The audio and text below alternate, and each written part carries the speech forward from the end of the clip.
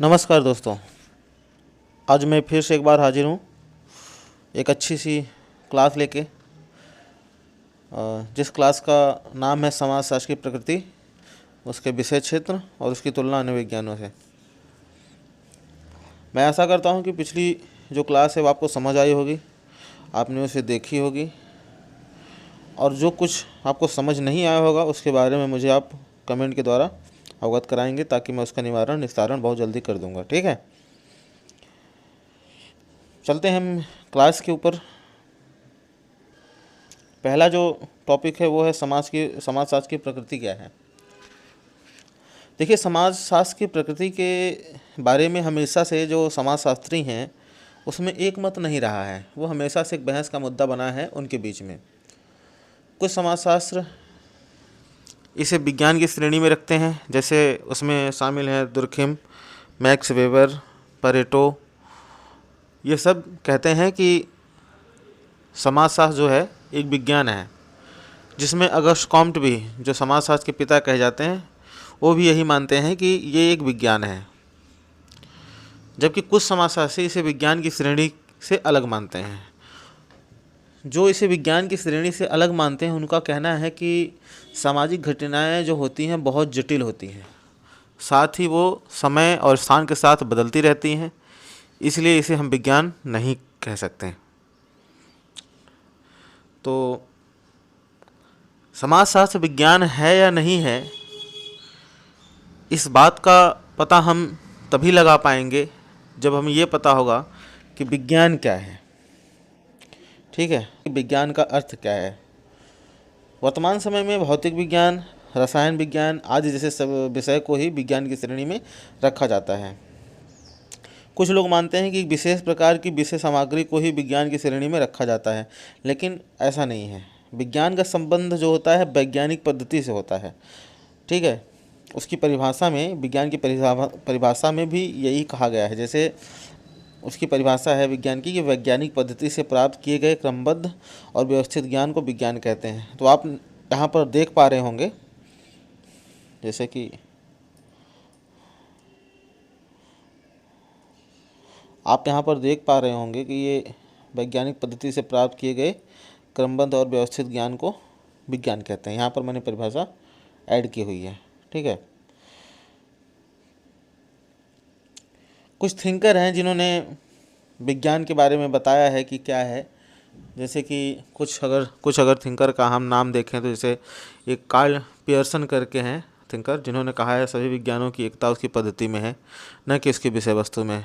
ठीक है, और ग्रीन ने कहा है विज्ञानों को तथ्यों की खोज करने वाला तरीका कहा जाता है। तो ये कुछ थिंकर हैं। जैसे कि एक मार्डी डेल है, इन्होंने कहा है कि विज्ञान का संबंध वैज्ञानिक पद्धति से है, न कि विषय सामग्री से। वही बात है जो मैंने आपको अभी समझाई। फिर आगे हम देखते हैं कि विज्ञान की विशेषता क्या है।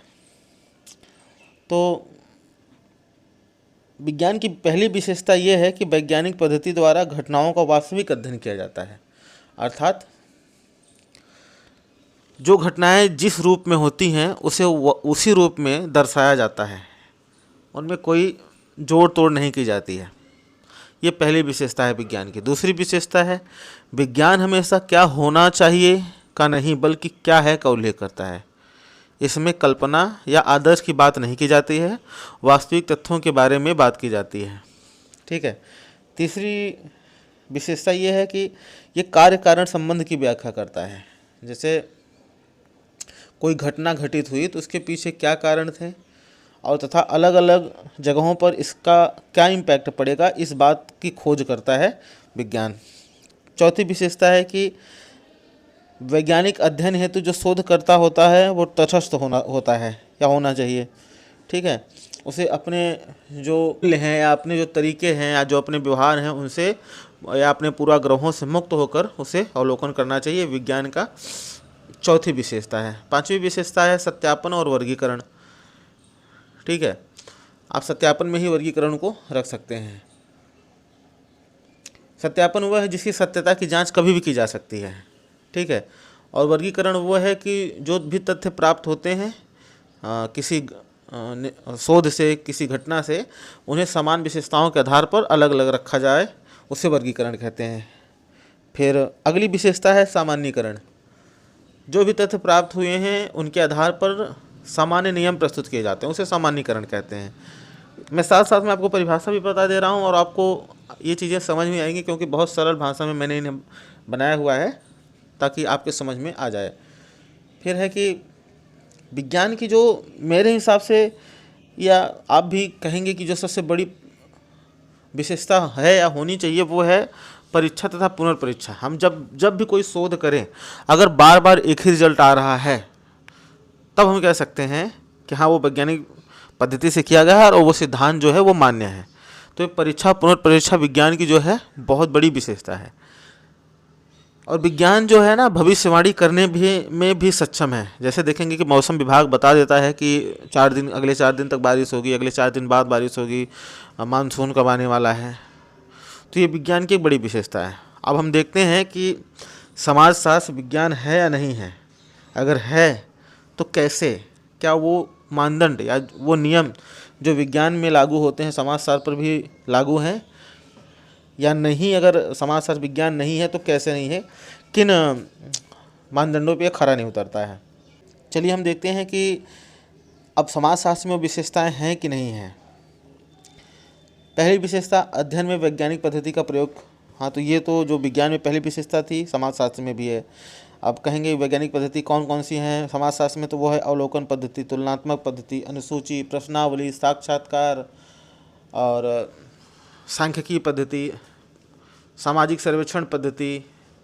बहुत सारी पद्धतियां हैं जो वैज्ञानिक पद्धति पर आधारित हैं। ठीक है। दूसरा है कि ये तटस्थ है कि नहीं है, तो बिल्कुल तटस्थ है। इसके सहभागी अवलोकन के द्वारा हम इसे साबित कर सकते हैं। इसमें भी तथ्यों का अवलोकन जो होता है उसका वर्गीकरण और विश्लेषण किया जा सकता है। जैसे कि मान लीजिए कुछ घटनाओं का विश्लेषण किया जाता है, उसके बाद प्राप्त तथ्यों का विश्लेषण किया जाता है। जैसे बाल अपराध के सभी कारणों का पता लगाकर समान कारणों को एक वर्ग में रखकर यह पता लगाया जाता है किसी समूह में बाल अपराध के सर्वप्रमुख कारण क्या हैं। ठीक है, तो ये उदाहरण हम ले सकते हैं। और समाजशास्त्र क्या है इसके बारे में बात करता है, क्या होना चाहिए के बारे में समाजशास्त्र कभी बात नहीं करता।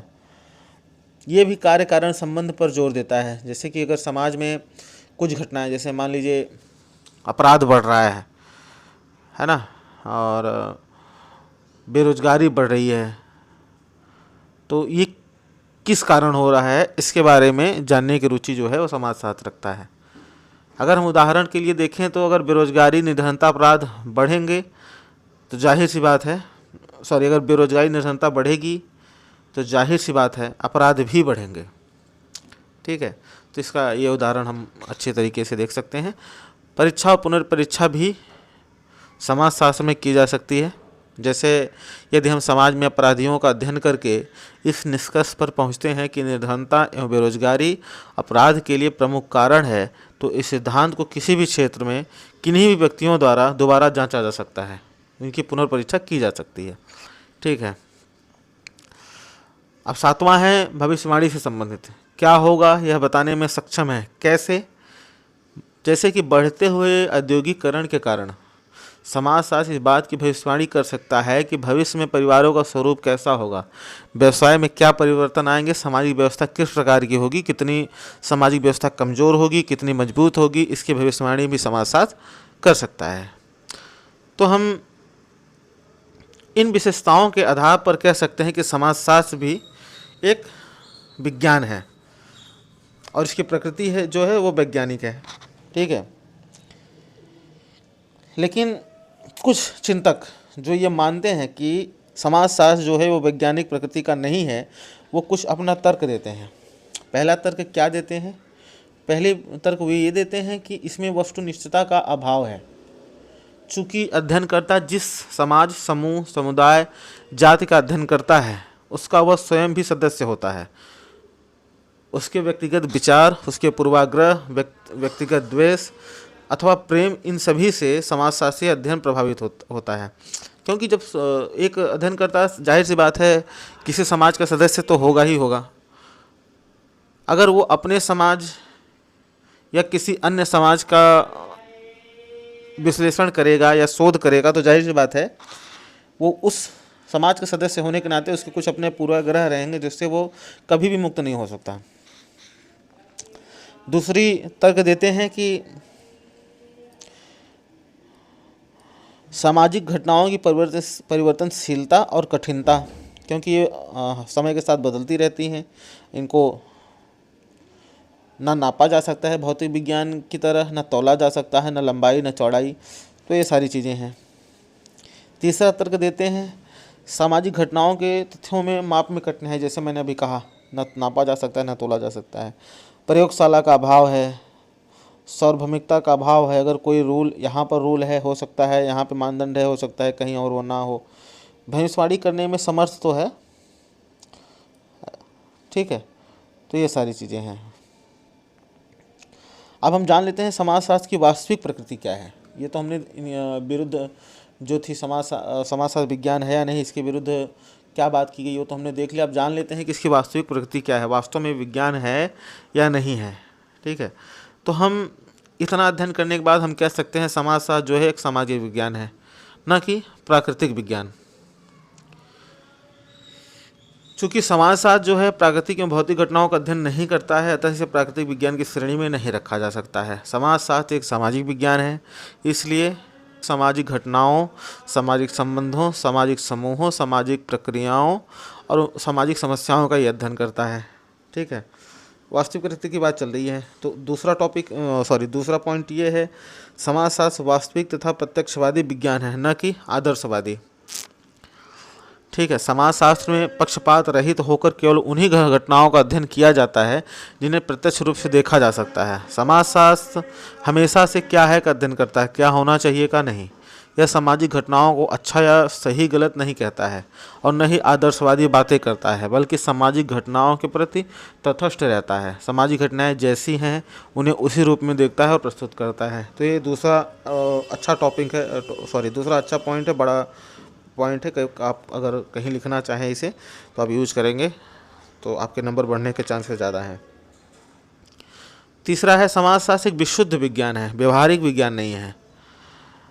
इसलिए क्योंकि यह सामाजिक घटनाओं का अध्ययन करता है एवं उनका वास्तविक ज्ञान प्राप्त करके सिद्धांत प्रस्तुत करता है, किंतु इस ज्ञान को या सिद्धांतों को वह प्रयोग में नहीं लाता। समाजशास्त्र केवल सिद्धांत बनाता है, इन सिद्धांतों का व्यवहार में उपयोग अन्य शास्त्र जैसे सामाजिक कार्य, अर्थशास्त्र, राजनीति शास्त्र आदि करते हैं, ठीक है। फिर है चौथा पॉइंट, समाजशास्त्र एक अमूर्त विज्ञान है, ना कि मूर्त विज्ञान है। समाजशास्त्र जो चीज़ें नहीं दिखाई देती हैं उसका अध्ययन करता है, जो चीज़ें दिखाई देती हैं उसका अध्ययन नहीं करता, ठीक है। फिर पांचवा पॉइंट है समाजशास्त्र एक सामान्य विज्ञान है, ना कि विशेष विज्ञान। समाजशास्त्र सभी सामाजिक घटनाओं का अध्ययन सामान्य रूप से करता है। समाजशास्त्र उन सामान्य नियमों का अध्ययन करता है जो विभिन्न सामाजिक घटनाओं से संबंधित होते हैं। अर्थशास्त्र, राजनीति शास्त्र, इतिहास अथवा भूगोल की तरह विशेष घटना या व्यक्ति अथवा कारक के अध्ययन से रुचि नहीं रखता है, ठीक है। तो ये वैलिड पॉइंट है, आप इसे नोट कर सकते हैं।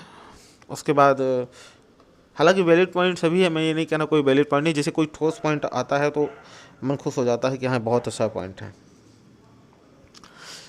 छठा पॉइंट है कि ये तार्किक और अनुभव सिद्ध विज्ञान है। समाजशास्त्र द्वारा किए जाने वाले अध्ययन तर्क पर एवं अनुभव पर आधारित होते हैं। यह कार्य क्षेत्र में जाकर प्राथमिक रूप से प्राप्त तथ्यों का अध्ययन करते हैं शोधकर्ता। उदाहरण के लिए महिला शिक्षा की वास्तविकता जानने के लिए जब हम स्वयं महिलाओं से मिलकर उनसे सूचना प्राप्त करते हैं तो इस सूचनाओं को ही अनुभव सिद्ध तथ्य कहते हैं। साथ ही तथ्य तार्किक भी होते हैं, ठीक है। तो ये पॉइंट थे जो आप लिख सकते हैं, देख सकते हैं। अब हम देखते हैं समाजशास्त्र के अध्ययन क्षेत्र और विषय वस्तु क्या है। बात तो देख लेते हैं अध्ययन क्षेत्र क्या है। अध्ययन क्षेत्र का अर्थ है वे अनुमानित सीमाएं, जैसे कि मैंने यहाँ पे लिखा भी है, वह अनुमानित सीमाएं जिनके अंतर्गत किसी विषय का अध्ययन किया जा सकता है, ठीक है। समाजशास्त्रियों में मतभेद होने के कारण हम समाजशास्त्र के अध्ययन क्षेत्र को दो भागों में बांट सकते हैं। पहला है स्वरूपात्मक या विशिष्ट संप्रदाय, दूसरा है समन्वयात्मक संप्रदाय। तो जो स्वरूपात्मक संप्रदाय को मानने वाले हैं वो कहते हैं समाजशास्त्र एक विशेष प्रकार का विज्ञान है, जबकि जो समन्वयात्मक संप्रदाय को मानने वाले हैं वो समाजशास्त्र को के सामान्य विज्ञान मानते हैं। ठीक है। विशिष्ट संप्रदाय के समर्थकों में सिमेल, वान वीज, मैक्स वेबर तथा टॉनिज हैं। ठीक है। जबकि समन्वयात्मक संप्रदाय को मानने वालों में सोरोकिन, दुर्खिम, हाउस तथा गिन्सबर्ग हैं। अब हम देख लेते हैं कि इन संप्रदायों की विरुद्ध क्या क्या बातें कही गई हैं। इनके बारे में अगर जानना हो तो साधारण सी बात इतना जानना है कि विशिष्ट संप्रदाय समाजशास्त्र को विशेष विज्ञान मानता है और समन्वयात्मक संप्रदाय समाजशास्त्र को सामान्य विज्ञान मानता है। बस इतनी बातें हमको याद रखनी है। ठीक है। अब इनकी हम आपत्तियों के बारे में, इनकी आलोचनाओं के बारे में हम बात करते हैं। आत्मक संप्रदाय में कहा गया है कि सामाजिक संबंधों के स्वरूपों का अध्ययन किसी अन्य सामाजिक विज्ञान में नहीं किया जाता है, इसलिए समाजशास्त्र को एक नए विज्ञान के रूप में इसका अध्ययन करना चाहिए। यह बात सही नहीं है, क्योंकि कानून शास्त्र में स्वामित्व, आज्ञापालन, दासता, संघर्ष आदि का अध्ययन बहुत पहले से किया जा रहा है। दूसरी आलोचना इस बात पे होती है कि स्वरूपात्मक संप्रदाय समाजशास्त्र को अन्य सामाजिक विज्ञानों से अलग करके उसे एक स्वतंत्र तथा विशुद्ध विज्ञान बनाना चाहता है, जो संभव नहीं है, क्योंकि सभी सामाजिक विज्ञान एक दूसरे से संबंधित होते हैं, एक दूसरे पर निर्भर होते हैं और एक दूसरे से कुछ न कुछ ग्रहण करते हैं। तीसरी आलोचना इस आधार पर होती है कि स्वरूपात्मक संप्रदाय के समर्थक मानते हैं कि स्वरूप एवं अंतर वस्तु को एक दूसरे से अलग करके उनका पृथक पृथक अध्ययन किया जा सकता है, जबकि सामाजिक संबंधों के स्वरूप एवं अंतर वस्तु को अलग अलग करना संभव नहीं है। तो ये तीसरी आलोचना है। ठीक है। उसके बाद हम देखते हैं कि समन्वयात्मक संप्रदाय की आलोचना के संबंध में अगर हम बात करें तो पहला पॉइंट ये है कि समाजशास्त्र में यदि सभी प्रकार के सामाजिक संबंधों या तथ्यों का अध्ययन किया जाएगा तो वह सभी सामाजिक विज्ञानों की खिचड़ी मात्र रह जाएगा। ये कहता है समन्वयात्मक संप्रदाय कि सभी पक्षों का अध्ययन यहाँ समाजशास्त्र में होना चाहिए, जबकि कुछ थिंकर ऐसा नहीं मानते। वह मानते हैं कि अगर ऐसा होगा तो ये एक विज्ञान की खिचड़ी बन के रह जाएगा। दूसरा पॉइंट ये है, समाजशास्त्र को यदि एक विज्ञान या सामान्य विज्ञान बनाया जाता है तो इसे अन्य सामाजिक विज्ञानों पर आश्रित रहना पड़ेगा, इसका कोई अपना स्वतंत्र पक्ष नहीं रहेगा। ठीक है। तीसरा आलोचना ये है, यदि सभी सामाजिक घटनाओं को शामिल किया जाता है, क्योंकि समन्वयात्मक संप्रदाय मानता है कि इसमें सभी घटनाओं को शामिल किया जाना चाहिए, तो यदि सभी घटनाओं को शामिल किया जाता है तो यह किसी एक घटना तथ्य का पूरी तरह अध्ययन नहीं कर पाएगा। तो ये कुछ वैलिड पॉइंट हैं इनकी आलोचना के रूप में, जिसे आप देख सकते हैं। हमें स्वरूपात्मक संप्रदाय और समन्वयात्मक संप्रदाय में बस इतना फर्क पता होना चाहिए कि उनकी विचारधारा क्या है। ठीक है। जैसे यहाँ पर मैंने लिखा है उनकी विचारधारा क्या है। स्वरूपात्मक संप्रदाय समाजशास्त्र को विशेष विज्ञान मानता है, जबकि समन्वयात्मक संप्रदाय सामान्य विज्ञान मानता है। ठीक है, ये है। अब हम चलते हैं समाजशास्त्र की विषय वस्तु के बारे में। तो इसमें दुर्खिम का क्या मत है। देखिए क्या है ना कि जब भी हम पढ़ेंगे किसी भी टॉपिक को समाजशास्त्र में, तो हमेशा हम थिंकर को कोट करके ही बात करेंगे, क्योंकि अलग अलग थिंकरों ने अलग अलग चीज़ें प्रस्तुत की हैं। तो जाहिर सी बात है वो चीज़ें अगर अलग अलग व्यक्तियों ने दी हैं तो उनमें विभिन्नता तो होगी। हम किसी एक थिंकर को बता के ऐसे हम निकल नहीं सकते, तो हमें कम से कम 2-3 थिंकर को जानना ज़रूरी होगा कि उस बारे में उन्होंने क्या कहा है। तो दुर्खिम के अनुसार समाजशास्त्र की विषय वस्तु क्या है। तो दुर्खिम ने समाजशास्त्र की विषय वस्तु को 3 भागों में बांटा है। पहला है सामाजिक स्वरूप शास्त्र। ठीक है। तो ये स्वरूप शास्त्र क्या है। इसके अंतर्गत मानव जीवन के भौगोलिक आधार, सामाजिक जीवन के प्रकार, स्वरूप आदि का अध्ययन किया जाता है। जैसे भौगोलिक परिस्थितियों का सामाजिक जीवन पर प्रभाव, किसी स्थान की जनसंख्या कितनी है तथा जनसंख्या घनत्व का सामाजिक जीवन पर क्या प्रभाव है, ये। दूसरा है सामाजिक शरीर शास्त्र, दूसरा जो पॉइंट उन्होंने दिया है। इसके अंतर्गत समाज रूपी शरीर अथवा ढांचे का निर्माण करने वाले इकाइयों का अध्ययन किया जाता है। ये इकाइयाँ समाज का निर्माण तो करती हैं, साथ ही अपने कार्यों द्वारा इसे व्यवस्थित भी बनाए रखती हैं। यहाँ पर अगर हम इसे उदाहरण से समझ सके तो ये कह रहे हैं कि समाज जो है एक शरीर की तरह होता है। ठीक है, शरीर का हर अंग छोटा छोटा अंग मिलके पूरा शरीर का निर्माण करता है, उसी प्रकार समाज की छोटी छोटी इकाइयाँ मिलके पूरे समाज का निर्माण करती हैं। ठीक है। फिर चौथा है सामान्य समाजशास्त्र। इसके अंतर्गत वो रखते हैं कि उन्हें सामाजिक नियमों का अध्ययन किया जाता है जो सामाजिक जीवन को निरंतरता तथा स्थिरता प्रदान करते हैं, जैसे मानदंड होते हैं, मूल्य होते हैं, उनकी बात ये कर रहे हैं यहाँ पे। फिर हम आते हैं गिन्सबर्ग के मत पर। गिन्सबर्ग ने समाजशास्त्र की विषय वस्तु को 4 भागों में बांटा है। पहला है सामाजिक स्वरूप शास्त्र, जो दुर्खिम से संबंधित स्वरूप शास्त्र है, उसी से मिलता जुलता है। इसमें भी इन्होंने कहा है कि सामाजिक संरचना का निर्माण करने वाले विषयों को रखा जाता है, जैसे जनसंख्या के गुण, आकार, जैसे कि मैंने बताया आपको, दुर्खिम से संबंधित है। दूसरा इन्होंने बताया है कि सामाजिक नियंत्रण, इसमें उन चीज़ों को लागू या रखा जाता है जो सामाजिक जीवन में नियंत्रण बनाते हैं, जैसे धर्म, कानून, नीति, परंपरा, नैतिकता आदि। ठीक है। फिर इन्होंने बताया सामाजिक प्रक्रियाएं। तो सामाजिक प्रक्रियाओं में क्या क्या चीज़ें आती हैं, इसमें है कि जैसे सहयोग, प्रतिस्पर्धा, संघर्ष, अनुकूलन, ये सब सामाजिक प्रक्रियाओं में आता है। ठीक है। फिर चौथा है सामाजिक व्याधिकी। सामाजिक व्याधिकी क्या है? गिन्सबर्ग ने समाजशास्त्र के अंतर्गत उन विषयों का भी अध्ययन किया है जो समाज को असंगठित अथवा विघटित करते हैं, जैसे उन्होंने इसे सामाजिक व्याधिकी कहा है, जिसमें क्या क्या आता है, जैसे अपराध है ना, अपराध, उसके बाद बेरोजगारी, फिर निर्धनता, ये इन्होंने व्याधिकी बताया है ना। तो ये सारी चीज़ें हैं। आप इसे पॉज करके नोट कर सकते हैं अपने नोट्स में, आपके लिए बढ़िया होगा। फिर हम आते हैं सारांश पर। तो इस विश्लेषण के बाद आपको ये समझ आ गया होगा कि समाजशास्त्र विज्ञान है, लेकिन यह प्राकृतिक विज्ञान की श्रेणी में नहीं आता है, ये सामाजिक विज्ञान है। साथ ही समाजशास्त्र के अध्ययन के संबंध में विद्वानों को मतभेद को भी समझ लिया होगा। दोनों संप्रदायों के तर्कों के बाद हम कह सकते हैं कि समाजशास्त्र जो है, समाजशास्त्र का जो अध्ययन क्षेत्र है, दोनों संप्रदायों को मिलाकर बना हुआ है। ठीक है। तो इतना हमने आज जान लिया। अब हम अगले वीडियो में देखेंगे कि समाजशास्त्र के साथ अन्य विज्ञानों की तुलना किस प्रकार से की जा सकती है और उनका क्या सहसंबंध है। और ये वीडियो मैं ज़्यादा लंबी नहीं करना चाहता था, इस वजह से मैं चाहता हूँ कि 20-1 मिनट की ही हो। तो यहाँ पे मैं क्लास को विराम लगाता हूँ और अगली क्लास आपको कल देखने को मिलेगी। बहुत बहुत धन्यवाद।